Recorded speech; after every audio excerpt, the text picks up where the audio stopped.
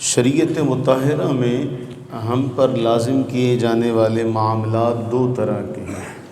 ایک تو وہ ہیں جنہیں اللہ تعالیٰ نے ہم پر لازم کیا، فرض قرار دیا، اور دوسرے وہ ہیں جو نفلی معاملات ہیں کہ اگر ہم انہیں کریں تو ان کا ہمیں ثواب ملے گا، نہ کریں تو ان کا ہمیں گناہ نہیں ملے گا۔ لیکن جو فرض ہیں ان کے اندر اگر کوئی کمی کوتاہی بھی رہ گئی تو اس کا بھی ہم سے مواخذہ ہوگا۔ ایک ہے کہ چھوڑ دینا، وہ تو الگ معاملہ ہے نا، اگر اس میں کوئی کمی کوتاہی ہوئی تو اس کا بھی ہم سے سوال کیا جائے گا۔ ہم دیکھتے ہیں کہ رسول اللہ صلی اللہ علیہ وآلہ وسلم نے جو تربیت فرمائی تھی، فرائض کے بعد آگے نکل کر بھی وہ نفلی معاملات بھی اپنے دیکھا کرتے تھے۔ مسند احمد بن حنبل کی حدیث نمبر ہے 8026۔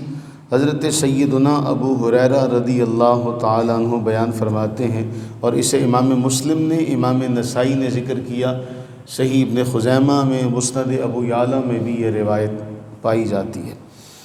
فرماتے ہیں کہ سئل رسول اللہ صلی اللہ علیہ وآلہ وسلم، اللہ کے رسول صلی اللہ علیہ وآلہ وسلم سے سوال کیا گیا، ای الصلاۃ افضل بعد المکتوبہ، کہ فرض نماز کے بعد سب سے افضل نماز کون سی ہے؟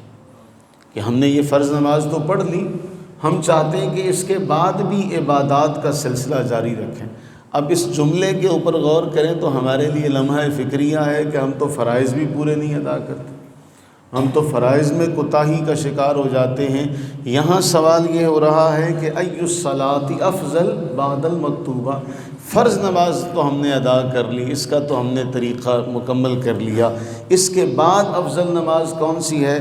رسول اللہ صلی اللہ علیہ وآلہ وسلم نے جواب دیا، الصلاۃ فی جوف اللیل، وہ جو رات کی نماز ہے، فرض نماز کے بعد سب سے افضل نماز رات والی نماز ہے، جسے ہم تہجد کی نماز کہتے ہیں۔ سب سے افضل نماز، فرائض کے بعد سب سے افضل نماز وہ رات والی نماز ہے۔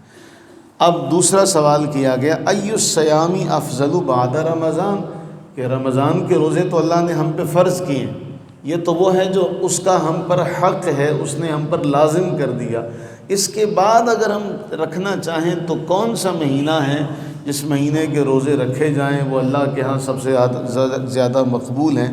تو اللہ کے نبی صلی اللہ علیہ وسلم نے جواب دیا، شہر اللہ الذی تدعونہ المحرم، رمضان کے بعد وہ مہینہ جس میں اللہ تعالیٰ کو روزے سب سے زیادہ پسند ہیں، وہ اللہ کا وہ مہینہ ہے جسے تم محرم کے نام سے جانتے ہو۔ تو دو باتوں کا، دو سوالات کا جواب اس میں دیا گیا۔ ایک تو یہ ہے کہ فرائض کے بعد تہجد کی نماز، اور رمضان کے روزوں کے بعد ماہ محرم کے روزے، یہ دو چیزوں کا، دو سوالات کا جواب اس میں ملا۔ اب سب سے اہم معاملہ کہ ہمیں یہ کوشش کرنی چاہیے کہ ہم اپنے فرائض میں کوتاہی نہ کریں۔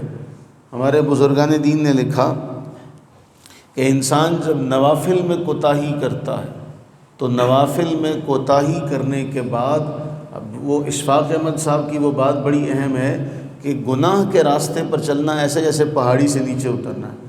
اگر آپ نفل چھوڑنے لگ پڑے تو اس کے بعد ایک وقت آئے گا کہ سنت غیر مؤکدہ بھی چھوڑیں گے، سنت غیر مؤکدہ چھوٹنے کے بعد پھر ایک وقت آئے گا کہ آپ سنت مؤکدہ بھی چھوڑیں گے، پھر اس کے بعد یہ آئے گا کہ فرض کا چھوڑنا بھی ہمارے لیے کوئی مشکل نہیں رہ جائے گا، اور ایسا ہوتا ہے۔